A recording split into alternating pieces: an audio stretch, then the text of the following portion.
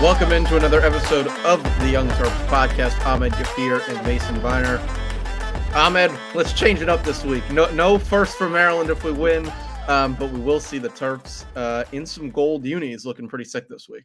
Yeah, obviously looking to end the three-game slide, get their first win since September 30th. So big weekend, obviously, with Penn State coming to town. Obviously brings a lot of Penn State fans to College Park, but definitely some increased emotions, I guess we can call it. So we will definitely dive deep into the matchup.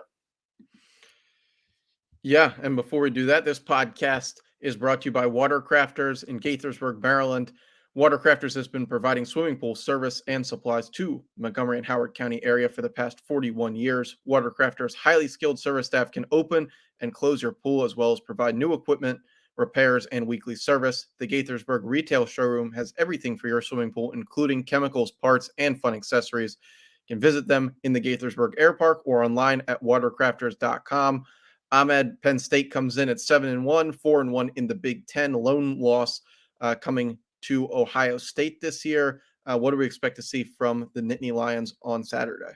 Yeah, obviously, I think this year coming in was, I think offensively, I think everyone was kind of looking at, what the Penn State offense could look like, both good and bad, just with first-year quarterback Drew Allar stepping into the starting job there. But defensively, I mean, Penn State, we talked about a couple weeks ago when heading into that Maryland-Ohio State game, Ohio State had one of the best defenses in the country, but both Michigan and Penn State are probably as good, if not better. And I think kind of going in to this game, I would probably say Penn State has the best defense, just slightly ahead of Michigan in the Big Ten right now. And I think that's going to be the biggest thing, probably going to be the toughest matchup for Maryland. Obviously, they do really well, very aggressive in that front seven. So, again, like I talked about when we talked about just this upcoming matchup, it's going to be a lot of Penn State fans too. So for this Maryland team coming off a 3-game losing streak at home, and definitely going to be a spirited atmosphere. I think that's another way to call it. But definitely Maryland's going to have to be on their P's and Q's this Saturday. Yeah, I mean, you mentioned it, and the numbers speak for themselves. The team has put up 32 sacks this year, forced 8 interceptions, one of the best run defenses in the country, one of the best scoring defenses in the country. For Maryland, obviously, like you mentioned, you got to be on the ball, have to have a good game plan coming up. Who are some of the Penn State players to look out for? Yeah, Adisa Isaac, he's one of the main guys to keep an eye on there. Deny Denise Sutton, he's another guy who's kind of rotated in as well with Deny. He's a former 4-star out of McDonough. Then obviously they have this guy, Chop Robinson. He left the game during the Indiana win last week. So it looks like he might not be able to go. It looks, kind of his status is up in the air. Looks like he missed practice again the second straight day this week. So we'll see if he's able to kind of give it a go. But then again, in that front seven, another McDonough guy, Curtis Jacobs. He's been everything and then some for Penn State this year. He's been probably that name to know. And then Abdul Carter again in that front seven. So I think just kind of with all that firepower, and again with Chad Robinson when he was out, they have a couple of other guys they're able to turn to. So that front seven is undoubtedly the strength of this defense. And you kind of look at what Maryland has not been able to do offensively, and it's been run the ball. So don't really expect Maryland to one, turn to the ground game much, and two, try and maybe find too much success. If they're able to kind of find multiple runs over 10, 15 yards or more, I would definitely consider that a win against this Penn State team. So the front seven is definitely where Maryland's going to have to keep their try and figure out the matchups and try and get the ball out quick, get the ball into the skill players' hands as soon as possible to just try and just alleviate some of that pressure. Yeah, Carter and Jacobs. I mean, if you turn on any Penn State game this year, they jump. I mean, straight out. Curtis Jacobs, really special player in the inside. Abdul Carter, just so fast, both laterally and when they rush the passer. And look, Manny Diaz's defense, they're going to mix in a lot of different looks. They're going to play an eye discipline game with both Maryland's offensive line and quarterbacks. They're going to bring those linebackers in under buzz zone coverages. They're going to sit under, quick routes over the middle, which Maryland definitely likes to play. And when it comes down to it, really Leah's just going to have to be very smart with the ball and see the defense as it happens, which is something that he struggled immensely with throughout his time in College Park. Well, I just think, I was talking about it with another beat writer. And I think, this is for Maryland's offense, this is really going to come down to that offensive line. I mean, we saw it last year on the road. Penn State did a really good job just kind of overloading pressure against Maryland weak spots. And those first 3-4 drives, Maryland was pretty rattled, and you kind of felt like it was early, midway through the second quarter, where the offense was kind of able to, maybe find a little bit more. But, the offensive line undoubtedly has been, the question mark this year, and especially being able to create those holes on the ground game. And I think that's a big reason why Maryland isn't able to find that success. I think it's naive to just pin all the blame on the running backs there. But again, when you talk about just how lethal Penn State really is in that front seven, and kind of with some question marks, Maryland really not having that true second tight end or a true real blocking tight end. Those are things that I think Maryland will have to figure out how to do. And, Loxley kind of alluded to it during the press conference on Tuesday, just get the ball out quick, dump it out. And the screen plays, the plays where you're stretching them out, you're pretty much stretching out that front seven, and, you're kind of negating some of their strengths there. So I think that's kind of how Maryland's able to attack it. Obviously, Caden Prather, he's been able to show that he has that deep ball threat for Maryland. So again, when those opportunities do come, they'll have KJ Winston back there, or DeMatha product that Maryland finished second for out of high school. But again, that Penn State secondary has some pieces too. Kalen King is another guy that Maryland's going to have. The receivers are going to have to find some space against. So, I think it definitely starts with just getting the ball out quickly, 3-step drops, and screen plays. I think that's kind of the key to success for Maryland. Yeah, when I look at it, on top of that, it is finding play sets and formation sets that are able to gain positive yards on first down. I think moving the ball forward, not taking bad sacks early in drives is really where you're going to have to be effective in this game. I would immediately come out and look deep to Prather, look to the guys that I know have made plays for me this season, and then really the tight ends have got to start producing again in this offense. At times, you saw Maryland against Illinois, and even last week when they were trying to catch up at the end of the game in Northwestern, really be able to kind of settle down into some zone looks when Leah had a little bit of time, and just get that ball out into places where he's comfortable. Not ask really too much of the quarterback position. Ask him to run this offense with tempo and with the consistency that Locks likes to do. I think that's some place where this team has just been missing this year, is on the tempo of their offense, minimal in the hurry up game. This is one where I'm going to like to, keep my opponent on the field, not minimize substitutions, move the ball quickly, and obviously, and this is kind of skipping to something that I would say at the end of the show, but score early and make everybody feel good, and engage the Maryland fans that are out there, because the students will certainly be there. People do come to this game just because they know Penn State fans, or they bought tickets for games like this. Those people will still be out there. So, engage early, find a good script, run through it. And it is, you have to mention, it's week 2 without someone. So maybe they'll have a little bit better cadence, in the building of what that looks like without a guy that you almost feel like a quarterback was relying on as that coach.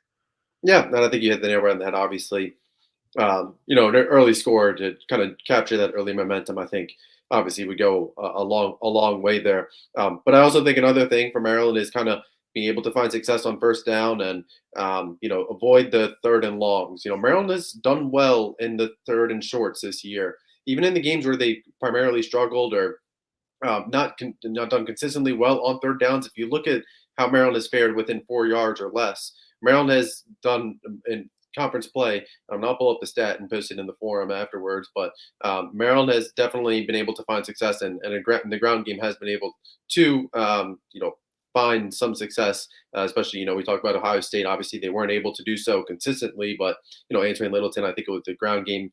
I think it was 4 or 5 of the first downs. I think it was all but 1 or 2. 4 first downs that they were attributed for on the fourth and short third down attempts. So I think that's another key when you talk about just being able to find some of that success against Penn State, just being able to pick up some of those early yards on first down to, just make it second and manageable, or if you're able to pick up, just a 6 yard play to set up those eventual deep shots. Those are things that I think Maryland will have to try and figure out. So with Josh Gaddis up there in the box, I think Maryland will definitely have to figure out how to do that. And I think Roman Hemby coming out of the backfield feels like a safe way to find that success. Yeah, no doubt that Michigan and when Gaddis was there, they found success against these Penn State defenses. No, those have changed with Manny Diaz, but that's a team that's had Penn State's number over some time. So for what that's worth in terms of game plan, I think if the game plan is set out, as Loxley constantly says, the guys have to execute it. Another thing I would really like to see is Octavian Smith a little bit in the backfield, obviously, and then when you go to look at the running back room this week, I agree with you 100%. Not on those guys, but whoever's getting the highest yards per carry is got to be in the game. When you're struggling against a team like this, you're better passing backs. You'd like to see it's probably not Antoine Littleton's day outside of the short yardage situations. Would love to see Ramon Brown and Colby McDonald get the call on that. And then, we've seen Octavian Smith in time to time in the pop pass game, line up in the screen game next to your quarterback. If you're throwing the ball a lot, given you probably don't have a deep play set with them at that position, the more weapons you can put on the field in this game, that can get lateral, that can get outside, that can run a wheel route and break through and beat a linebacker, the more chance of success you have. Yeah, I think they hit the nail right on the head there. I think Octavian, you just kind of think about just the way. I mean, he's very slippery in open space. It feels like so. Definitely a guy that as a quarterback at Paint Branch, he definitely you just figure you put the ball in his hands and he'll make plays. So we've seen a little bit of that as well. And again, just I think he'd be another piece to kind of negate some of that Penn State front seven there. Yeah, looking at Penn State's offense, Ahmed, obviously you mentioned it. The Nittany Lions quarterback, former five-star Drew Alar, who really record-setting start to his career, being careful with the ball, throws his first interception of his Big Ten quarterbacking career last week against Indiana. But other than that, really solid group, struggled at times, especially over the past 2 weeks, but overall, a solid offense for James Franklin's squad.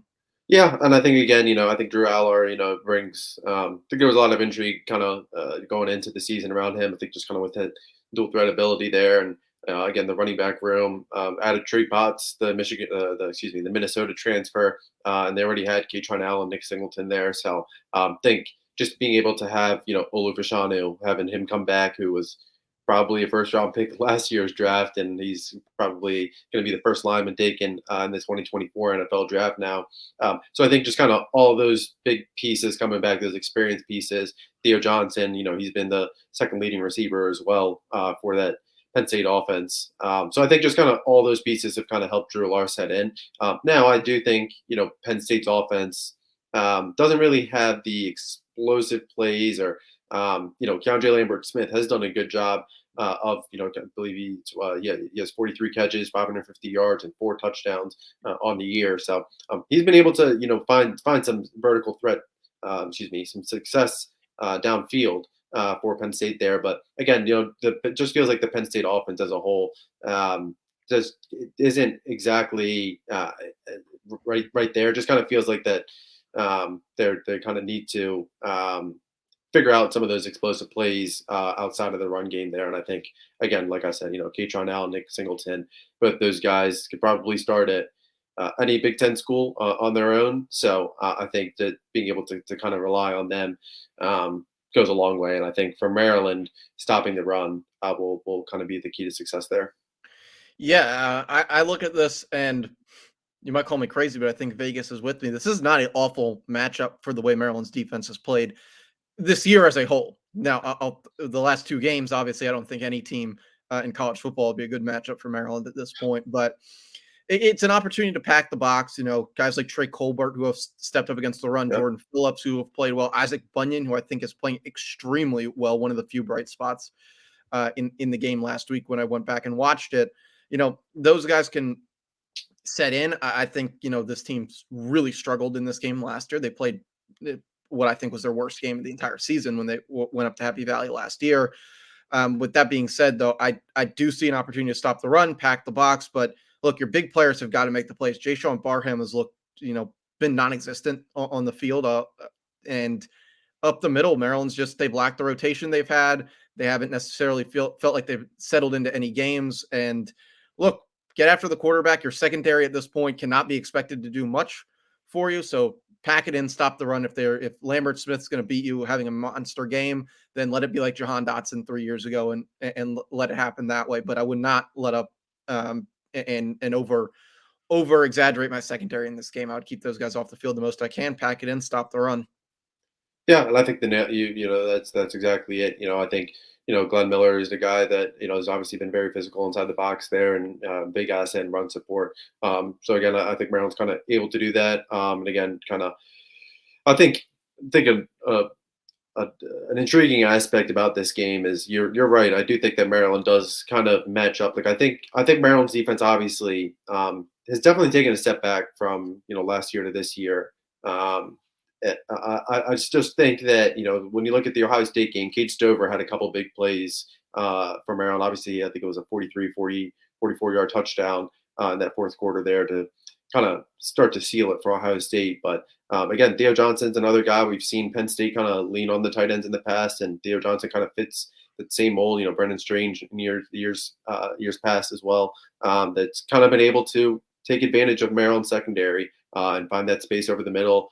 Find the soft spots over top the linebackers. So I think he's another guy, especially for a young quarterback to lean on his tight ends. I think that's probably another guy. But then, this Maryland secondary, you look at it, they're allowing the most passing yards per game in Big Ten play. So, Keandre Lambert Smith, he's not the Marvin Harrison Jr., he's not the Isaiah Williams. I think Maryland has faced probably the best competition at wide receiver that they will this year. Contingent on a bowl game. I guess debate to be seen if they pick up win number 6 yet. So, but again, I just think that it's kind of an opportunity for this secondary to show that they don't give up the big plays. That Penn State hasn't really shown that they do consistently well downfield. So again, just as long as you're able to kind of stack the box, limit Katron Allen, Nick Singleton, wrap up. Loxley counted 16 missed tackles against Northwestern. That's an area that Maryland has really taken strides in. I think if you can think back to the 2019 season and the DJ Durkin years of just how bad of a tackling team Maryland was. Maryland's really taking some strides in that regard, and I think last week they really took a step back. So getting two hands and bringing them down this weekend is going to be crucial. Yeah, and I think that that's a point well worth some time on. This is, look, you almost feel like you're watching 2 to 3 Maryland teams in this season already. You could go back a couple of weeks and see a lot of those things going the right direction, making monumental strides this year, having a lot of people believe they would be 7-1 right now and not 5-3. And if that team comes out, the 8.5 or 11-point line seems reasonable. If the team that came out last week that missed, somewhere between, I think it was 13 and PFF had it, I think somewhere around 18, 19 missed tackles in that game. You're not even competing against a team that likes to run the ball this much with as skilled and as powerful running backs as they have. Really, it goes back to the things like, Ruben Hippolyte coming out and playing well. Your leaders in the building saying we have got to move forward and do things right. The season is not over. We have a team that's going to, road grade us if we don't show up, and really start to look internally, all those things that Loxley has talked about, especially when it comes to football with his defense and with his offensive line, coming mentally prepared to play the game, compete in the game, and win the game ultimately. Just got to be sticking out in the building, and really only those guys know what Saturday is going to hold. Yeah, I mean, I think I'll say this. I think the feeling of not like lost hope, but just like the deflating feeling that fans feel. I've talked. There were 2 conversations that I had earlier in the week that stuck out when I talked to someone, and they were like, what, definitely, the last 3 games have been rough, no doubt, but the guys are attacking it well, and all you can handle is now. So. We'll see. It feels like the vibe is better. I don't expect Maryland to come out and be flat against Penn State. I think this is probably this one and Ohio State and probably Michigan each year. I think it just ends up being Michigan. That Michigan game ends up being so late in the season that just always ends up being a weirder feeling than maybe Ohio State, Penn State. But I just especially at home, like over the last couple of weeks, I mean these players know kind of what's at stake. They know that obviously 3 game slide and whatnot, but they know that Maryland Penn State means a little bit more. So I don't expect Maryland to come out flat.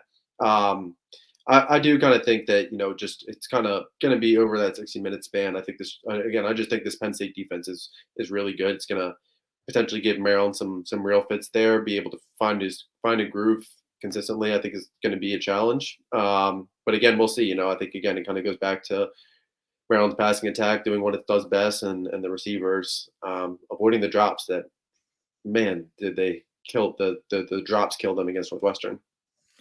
Yeah, I believe that's a great segue into our betting portion. Ahmed line opened at the Terps an 11.5 point underdog. Now an 8.5 point underdog. DraftKings has the number at 51. How do you see this one? Yeah, I think Penn State is going to cover at that 8.5 mark. I actually initially kind of saw it as probably a 9-10 point game. Kind of had a feeling it's going to, it's hate to say it, but I feel like it's going to be a carbon copy of 2021. I don't think Penn State, like I said, they don't score in bunches, or I don't expect them to be able to score in bunches against Maryland. I expect them to be able to probably consistently have a lead or a slight margin. But I think Maryland's going to be able to go in the fourth quarter. It's going to be a 10-point game or a 7-point game. And I think Penn State's probably going to make one or two extra plays in that fourth quarter to kind of seal it. But I do expect it to be a competitive second half. Again, if Maryland is able to stop the run, I think that goes a long way. Again, you have an opportunity to make Penn State a little bit vertical if the secondary is able to bounce back a little bit. So and then again, I mean, I think we all know at this point, the running game, like, they're going to be able to, again, it goes back to like the third and shorts where they find those success and whatnot. But just, again, the efficiency in the passing game. And like I just said, the receivers coming down with it, I think those are going to be kind of the big things. But again, I think Penn State covers. And I actually like the under in this one too. All right, yeah, I see it. Fairly similar game happening. I wouldn't necessarily be surprised if Penn State runs away with it early. I just not loving. I guess I struggle from the battered Terp syndrome at this point. I think I'm struggling a little bit with Maryland necessarily coming out ready to play. But from what I've seen from Maryland at home in these Penn State games, they certainly come out ready to play. That being said, I think Penn State covers the 8.5. I have it somewhere between 14 to 17 point margin in the end. I do like the over. I feel like there will be some sort of garbage time scoring that just pushes it over that 51 number. Wouldn't be surprised if Maryland keeps it close. If Drew Aller comes out and has a bad game, wouldn't be surprised if a turnover or two, one way or the other, swings it either into being possibly Maryland getting close to winning and or winning the game, or Penn State absolutely blowing the doors off of this one and running away with it. Um, wouldn't count Maryland out yet, though. I will agree with you in that sense, Ahmed. I would love to see Loxley come back and get this close or really push it over the edge. And who knows? Been 4-0, 5-0 going into playing these games, and it's gone the absolute opposite way of every Maryland fan. So maybe this time, you'll come in 5-3 with everybody down in the dumps on them, and the Terps will put up a great performance. Yeah, it's quite possible. Again, I think it's just again the Penn State matchup. I just don't expect Maryland to come out flat. We'll see though. I'm not very optimistic on the fans. I think that there's going to be a lot of Penn State fans, and fortunately, it sounds like there's some resistance or not, complete buy-in from students this weekend. So we'll see. We'll see what happens. But there's no doubt about it that Maryland has to come out fired up as I expect them to, but frankly, as they need to. Yeah, a couple other things to get to on the pod. First is some roster changes for Maryland this week. Wide receiver Tyrese Chambers, who transferred into the program, has now left the program midseason, Ahmed. Yeah, it was supposed to happen last week. So I told Tyrese that I would talk about it now, so I will. So I talked to Tyrese on Tuesday morning, and I want to make this clear that I think a lot of fans look at it and they saw the Donovan Thompson also decommit, which we'll talk about briefly. But think a lot of people just kind of want to lump everything together and say, oh, it's, everything's going to shit and everything's bad. And it's really not the case. For Tyrese, he was transparent, hey, the role and the opportunities, I'm not getting those reps. He cited one game and used that as an example. I will leave that out. But I will say, what he brought up was that, he battled from after week one. It was a hyperextended knee and a turf toe. And going into the Illinois game, the knee was bothering him quite a bit. I do know that. So, he made the decision going into the bye week, met with Loxley, made the decision that, didn't want to continue to give it a go, continue to be injured if he wasn't going to get the opportunities. So he's going to focus on getting healthy. And he believes that he has the tape, the experience to begin his NFL career based on what he did at FIU, Sacred Heart, for example. And so that is it for Tyrese Chambers in college, and been able to cover him for a long time now, since high school. So stinks that it ended this way, but I definitely understand it from his perspective, and I wish him the best. Yeah, moving on to a decommit for the Terps. You mentioned it, Donovan Thompson, the offensive lineman from Georgia, decommits from the program. Ahmed, the scoop on this one. Yeah, I think this was something that was going to be kind of happening for a while now. I think Maryland kind of just over the summer was really just looking to find and rebuild that offensive line class. And I think that, you look at, they have 8 offensive linemen committed right now. And, a lot of these guys, they have positional versatility, whether it's guard center, guard tackle, swing guard, for example. So a lot of these guys have that. And then they're one or two that could potentially switch to the defensive side of the ball. So you never know what happens in that regard. But Thompson was also injured for his senior year as well. So I think it was just, kind of best for both parties there. So I wouldn't necessarily call it a true decommit, even though it was the 3rd decommit this cycle. It was just the German linebacker that decided Bama was better for him. And finally, Derik Queen still coming around after a real strange week of his recruitment.